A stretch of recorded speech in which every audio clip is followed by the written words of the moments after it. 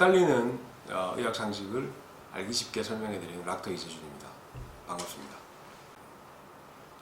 오늘은 그 산모분들이 이제 뭐 임신 전부터 여러 가지 영양소, 영양제 뭐 그런 것들을 선물도 받으시고 뭐 사가지고 드시기도 하고 굉장히 많이 드세요. 근데 이제 그것들이 다 어떻게 다 필요하냐 또는 뭐 필요 없느냐 뭐 거기에 대해서 제가 오늘 전체적인 총론에 대해서 각각 하나하나마다 사실은 제가 설명드리면 하나가 또 다른 한 편씩을 찍을 수 있을 정도의 분량이 나옵니다. 그런데 오늘은 그냥 수박 겉핥기로 전체적으로 이제 이런 것들 쭉 드시면 제일 좋다. 왜 먹어야 되느냐 간략하게 제가 설명을 해드리도록 하겠습니다. 임신 준비 중이다. 자, 임신 준비 중이면 뭐가 제일 중요할까요? 자, 아빠의 정자 그리고 엄마의 난자가 중요합니다. 물론 이제 아빠가 너무 막 술을 많이 드신다, 알코올 중독이다, 막 그러면 이제 술 끊으셔야 되겠죠. 그리고 담배를 막 하루에 막 5갑씩 핀다, 3갑 핀다. 사실 고초다. 담배 안 피우시는 게 좋겠죠. 왜냐하면은 그런 것들이 몸에 들어가서 애기 정자를 만드는데 뭐가 좋겠습니까, 그죠? 그리고 실질적으로 술, 담배, 운동 규칙적으로 안 하시고 제대로 밥 못 드시고 이런 분들의 정자를 우리가 뽑아서 확인해 보면 당연히 정자가 비실비실하죠. 제대로 움직이지도 못하고 흔들흔들하고 뭉쳐져 있고 좀 이상하게 생긴 정자들도 많고 그렇습니다. 그래서 사실 아빠의 건강도 굉장히 중요합니다. 그래서 아빠가 운동 안 하신 분도 운동 좀 하시고 그 다음에 술, 담배 조금 끊으시고 그 다음에 혹시나 자기가 편식을 한다 뭐 이렇게 먹는데 골고루 안 먹고 막 그렇게 한다 이러면은 이제 거기에 필요한 모질한 부분이 있다고 생각되시면은 이제 영양제 같은 거 챙겨서 드시고 이렇게 하시면 되고 엄마도 마찬가지겠죠. 엄마도 술을 많이 드셨다 평상시에 아빠랑 맨날 먹었다 저녁마다 사실 술 좀 끊으시고 이제 몸을 좀 운동해서 만들고 체중도 조금 이렇게 줄이고 왜 그러냐면 이제 체중이 많이 는 상태에서 임신을 했다 그러면 사실 거기다 또 살이 쪄버리면 결국은 나중에 이게 놓고 난 다음에 안 빠지거든요.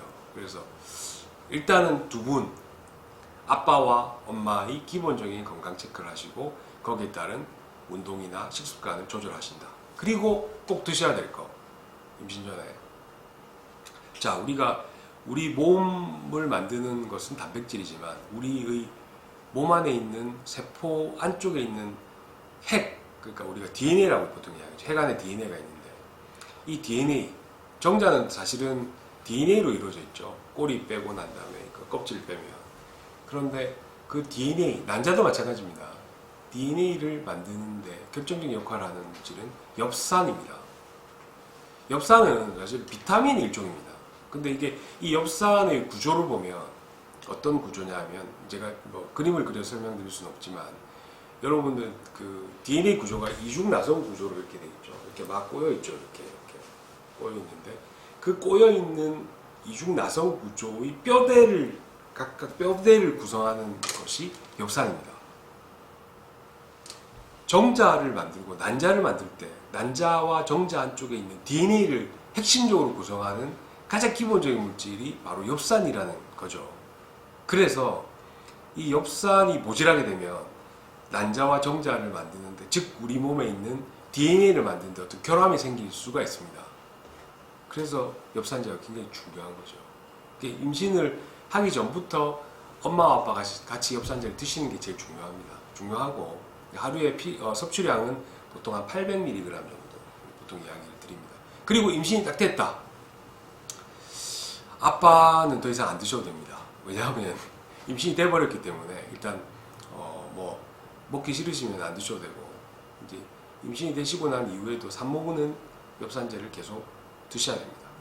임신 이전에 우리가 권하는 게 엽산제 말고도 비타민 D 햇볕을 잘 안 보니까 비타민 D, 칼슘, 오메가 그 중에서 이제 청어나 연어의 정자에 제일 많이 들어있는 아르기닌이라는 단백질이 아니고 아미노산 그러니까 20가지의 단백질을 구성하는 아미노산 중에 하나인 아르기닌이 최근에 좀 각광을 받고 있습니다. 그래서 아르기닌을 먹어야 된다 어떤 이렇게 이야기하는데 사실 이게 조금 과장된 부분이 있지만 어쨌든 간에 먹어서 그렇게 나쁜 건 없습니다.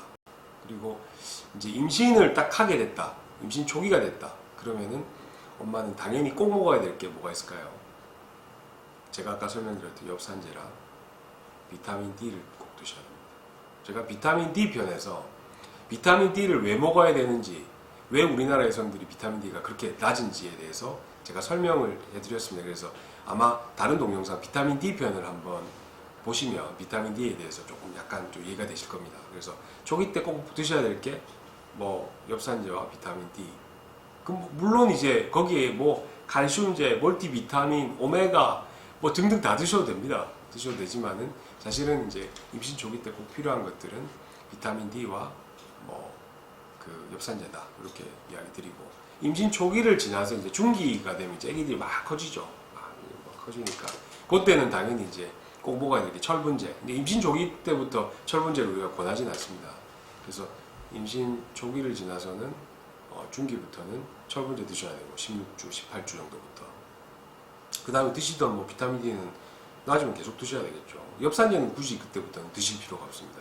그리고 그때부터 아기의 어떤 여러 가지 뇌세포라든지 뭐 기관들이 막 형성이 되기 때문에 오메가를 드시는 게 맞고, 칼슘제도 같이 비타민 D와 드시면 더 도움이 됩니다. 임신 중기를 넘어서서 임신 말기 뭐까지 그러면 뭐 계속 어떤 걸 드셔야 되냐, 뭐 진짜 이렇게 뭐 여기 제가 몇 가지만 갖고 왔지만 정말 많은 영양제들이 있는데 가장 핵심만 제가 말씀드리겠습니다. 철분제 꼭 드셔야 됩니다. 왜냐하면 철분제는 우리가 아무리 음식을 열심히 먹는다고 하더라도 필요한 철분의 함량을 맞추기가 힘듭니다. 하루 종일 뭐 선짓국만 먹는다, 하루 종일 순대만 먹는다, 뭐 하루 종일 소금만 먹고 있다, 그렇게 해도 철분의 수치를 맞추기가 사실 좀 힘듭니다. 그래서 철분제는 꼭 드셔야 되는 게 맞고, 일단 비타민 D도 여러분들이 계속해서 햇볕에 여름철에 나실 입고 뭐 이렇게 바깥에 몇 시간씩 돌아다니고 하시는 게 아니기 때문에 비타민 D는 반드시 또 드셔야 되겠죠. 그 다음에 또 아기가 자라는데 꼭 필요한 뭐 오메가라든지 신경세포, 그 다음에 칼슘제, 멀티비타민, 이것도 사실 드시면 좋습니다. 이제 오메가에 대해서 이제 약간 좀 오해가 있으신 분들이 있는데, 오메가가 이제 뿐만 아니라 출혈의 경향이 있다 이렇게 해서 좀 꺼려 하시는 분이 있는데, 출혈의 경향을 만드는 약품 중에서 가장 강력한 물질이 뭐냐면 아스피린입니다. 사실은 아스피린을 드시다가 우리가 수술을 하게 되면 출혈이 잘 멎지 않습니다. 그래서 보통 수술하기 전 한 일주일 전부터 이제 끊어라, 이렇게 아스피린 끊어라 이렇게 이야기하시는데, 제 경험을 말씀드리면은 일주일 전부터 끊으면 당연히 괜찮고요. 이제 한 48시간 정도만 아스피린을 먹지 않아도 사실 출혈의 경향은 없어지고, 그리고 오메가3는 아스피린보다 출혈의 경향 굉장히 낮은데 이제 약간 과장된 면이 있습니다. 그래서 요즘 들어서는 출산 직전까지, 배가 아야할 때까지도 먹을 수 있는, 그러니까 출혈의 경향이 거의 미미한 그런 오메가3도 많이 나와 있습니다. 그래서 그럼 보통 산모용 오메가3라고 보통 이야기를 하는데, 그것들이 일반적인 오메가3보다는 출혈의 경향을 조금 작게 만듭니다. 그래서 이제 그런 것들은 마지막 달까지 드셔도 크게 상관이 없습니다. 그래서 그런 것들 골라서 오메가3를 드시면 되고, 그래서 이제 출산을 딱 하시게 됩니다. 출산을 끝내고 난 다음에 이제 내가 아기 낳았으니까 이제 더 이상 뭐 먹지 말아야 되느냐? 사실 그렇진 않고, 아기를 놓았다 하더라도 임신 기간 중에 드셨던 여러 가지 철분제, 남아있는 철분제, 그 다음에 비타민 D, 칼슘제, 오메가 등등 모든 것들을 다 챙겨서 이제 수유할 때도 같이 드시면 됩니다. 그리고 출산 이후에 이제 pH 수치, 그러니까 빈혈의 수치와 여러 가지 이제 검사를 하죠. 해서 모질한 부분이 있다 그러면은 출산을 했다고 해서 조금 먹다가 많은 게 아니고, 어느 정도 일정 기간까지 자신의 몸 상태가 정상으로 돌아올 수 있을 정도의 수치까지는 꾸준하게 드셔주시는 게 좋습니다. 그래서 이제 혹시나 이제 헷갈리시는 분들은 사실 병원에 와서 물어보시고, 이제 요 시기 때 어떠한 것을 꼭 먹어야 되는지에 대해서 이제 설명을 들으시면 되고, 이제 인터넷이나 또는 뭐 여러 가지 책자나 이런 것들을 보면 이제 너무 자기 위주, 그러니까 자기 제품의 위주로 제품을 과장해서 설명한다든지 부강해서 설명한다든지, 이거 안 먹으면 정말 큰일 난다 이런 식으로 이제 광고를 하는 경우가 많은데 사실 거기에 너무 크게 현혹되실 필요는 없을 것 같습니다. 그리고 앞으로 이제 그 각각의 성분들에 대한 어떤 중요한 점, 왜 먹어야 되는지 이런 것들이 세세한 설명들은 이후의 동영상을 통해서 제가 한 편 찍으면서 알려드리도록 하겠습니다. 바이타민 D에 대한 동영상은 이전에 제가 찍어놓은 동영상을 한번 확인해 보시면 여러분들한테 꽤 도움이 될 것 같습니다. 감사합니다. 혹시 동영상을 보시고 난 다음에 유익했다고 생각되시면 꼭 좋아요, 구독 눌러주시고 알림도 설정해 주시면 더욱 감사하겠습니다. 감사합니다.